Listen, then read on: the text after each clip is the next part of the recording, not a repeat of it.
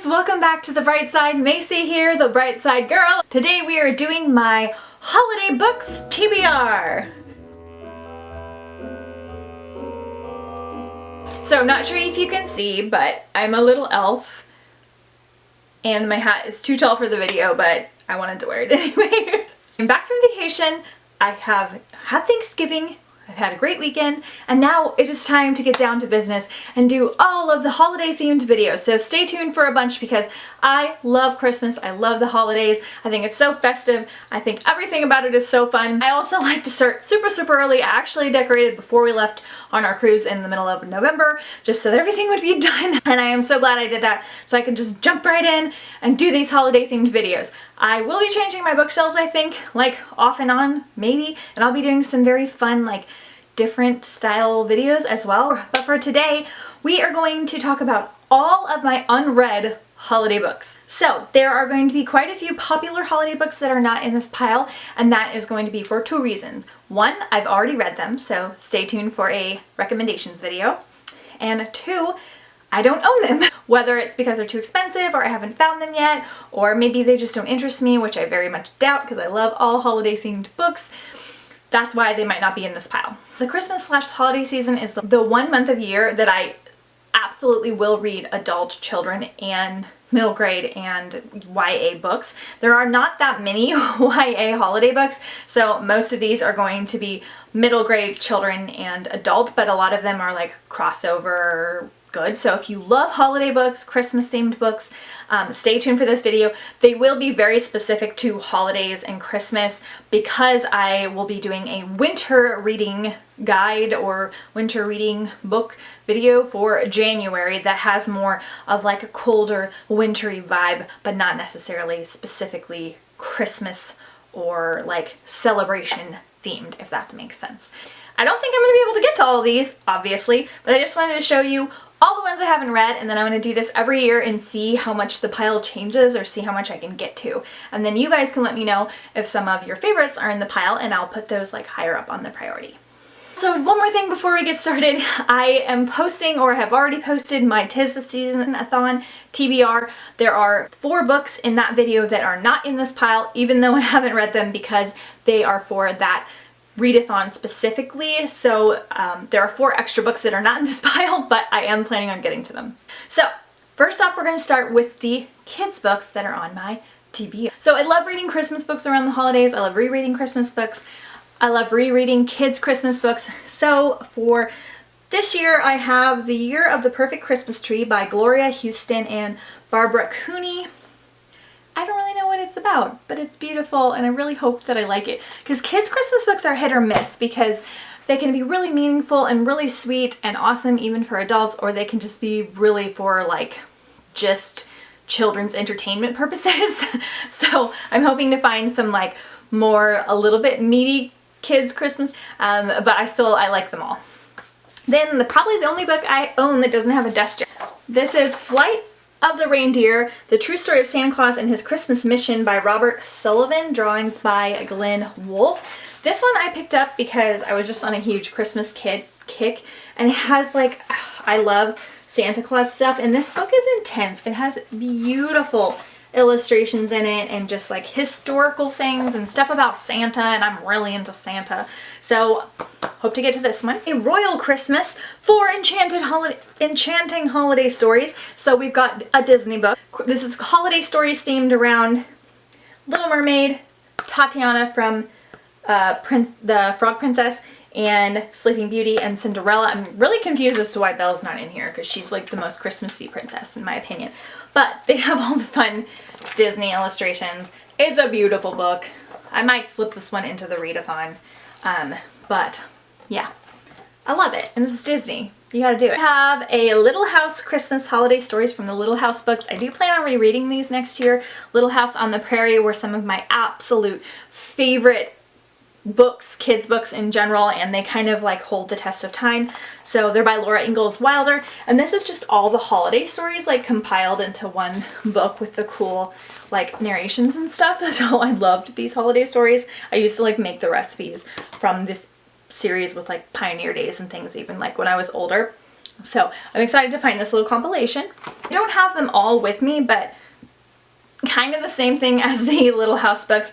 I want to read the Christmas stories from the American Girl books. So specifically Samantha, Addie, Kirsten, Molly, like the ones that I grew up with, and then I'll try out some of the newer ones as well. There are 6 books for each historical American Girl figure, and the 3rd book is always a Christmas book. This is a compilation I have of Samantha.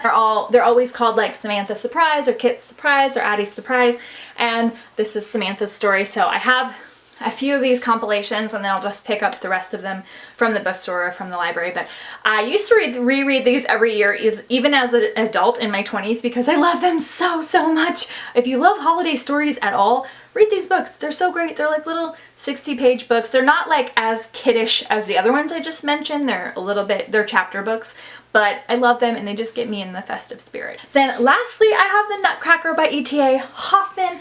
I don't think I've ever physically read this.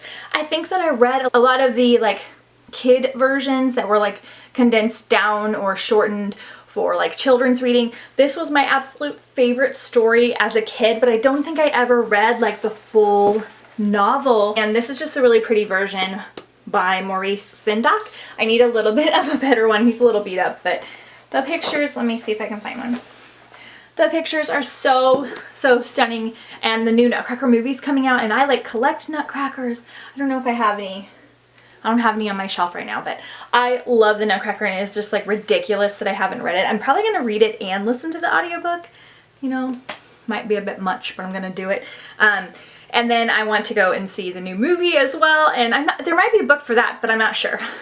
So definitely going to read this one. Then I have a couple like interesting ones I don't really know how to categorize. They're like nonfiction, historical like compilations. So I have The Night the Stars Sang, A Christmas Celebration, and this just has like, it has like music in it, like the song, like piano songs, and just little short stories and like historical things in here. I'm not really sure if I'm gonna like it, so I kind of want to read it to like see if I want to keep it around, but this is just like a compilation of different authors and things. Then I have Christmas Around the World by Life magazine, and this is, I just love the history of Christmas and like all the different countries and everything, and all these cool photos. There's not like a ton to read, it's mostly like just looking at it, but I want to go through it. And it's just got like some of their like photos from around the world and like over the years of different holiday themed things, so that's cool. Then I have The History of Snowmen by Bob Eckstein, and this guy just was fascinated by snowmen and like their history, and so he went and found like pictures and ornaments and different stories in different countries about snowmen and like everything involving snowmen, and it seems really cool and really festive and fun to read, and maybe I will learn something. And it has this really cool like evolution thing, and then we turn into snowmen, so I thought that was fun. A couple of middle grade / chapter book type books. I have a magical special edition of The Never Girls, A Fairy Gift. This is a Disney book.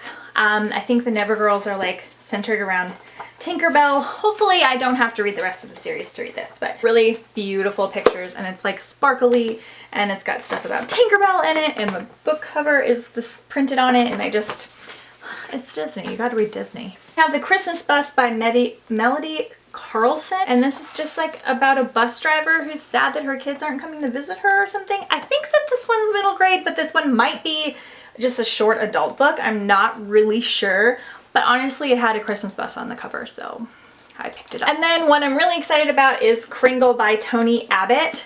Has this beautiful like gold pages. Deep in the land of ghosts and frost, back in the days of long ago when elves and goblins will roam the earth, there was a boy named Kringle. So this one has just like a twist on Santa Claus's life. I don't know, but there's, oh, I didn't even notice this until now. There are like elves and like people with swords and axes like on the book, and it just seems like really magical and awesome. So I'm really excited for this one. And then the last 3 I have here are YA books, I believe, and they're interesting. This one might be an adult book, I'm not sure. I have Christmas Magic by Kathy Kelly. I don't know, I'm a little bit worried about this one because I think it might be an adult book. I'm not really sure, but the cover's like all sparkly and pretty. I'm not sure if you can see that. adult Christmas books sometimes have a lot to do with like cancer and people dying, and I can't take too much of that like Lifetime movie business. So we'll have to see how this one goes, but it said Christmas, it was pink and sparkly. I got it. Then we have Frenchmas by Kathy Hapka. This is from the Students Across the Seven Seas series, so hopefully once again I don't have to read the rest of the series for that. This is like the only time of year I wouldn't read the full series before jumping into it, but I want to read the Christmas books. So, and I think she's like going to France or Paris for Christmas for school, and there's like love and romance. And then the one I'm like most interested in and like freaked out about. Okay, this is Hidden by Kelly Armstrong, who's a popular author. This is a really bad cover, by the way, but that's why I picked it up, so just stay tuned. Hiking through the snow, holiday baking, playing board games by the fire. What's not to love about an old-fashioned family Christmas? Werewolves! And then it says, werewolves. Elena Michaels and Clayton Danvers want to give their 4-year-old twins Kate and Logan something their parents have never had, a nice, normal holiday. No pack responsibilities. So I'm assuming, hopefully this isn't a series, but I'm assuming that they're werewolves and they're trying to have a normal family Christmas. That sounds so awesome. Have you guys heard of this one? Because Kelly's a pretty popular writer, so I don't know. Really, really excited. And it has like major winter vibes, so we'll see. We'll see. Then I have the Autobiography of Santa Claus by Jeff Gunn. I've actually already started this one. This is part of the Christmas Chronicles. This is an adult book.